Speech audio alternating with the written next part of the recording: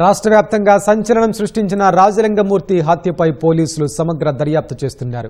మేడిగడ్డ బ్యారేజీ కుంగుబాటుకు గత ప్రభుత్వమే కారణమని కేసు వేసిన వ్యక్తి కావడంతో ఈ ఘటన తీవ్ర చర్చనీయాంశమైంది.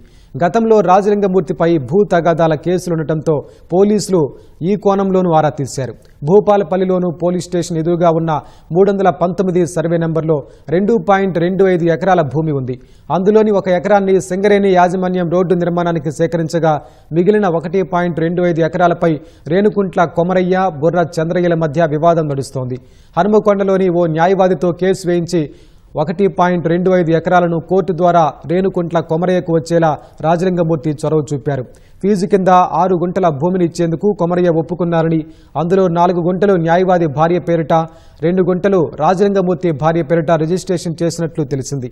అయితే ఖాళీగా ఉన్న స్థలాన్ని తిరిగి స్వాధీనం చేసుకోవడానికి కొమరయ్య కుటుంబ సభ్యులు పలుమార్లు ప్రయత్నించినట్లు సమాచారం. తన భార్య పేరిట ఉన్న స్థలాన్ని కొందరు కబ్జా చేసేందుకు ప్రయత్నిస్తున్నారని 6 నెలల క్రితం రాజలింగమూర్తి కోర్టును ఆశ్రయించారు. ఈ కేసుపై ఈ నెల 20న భూపాలపల్లి సబ్ కోర్టులో విచారణ జరగాల్సి ఉంది.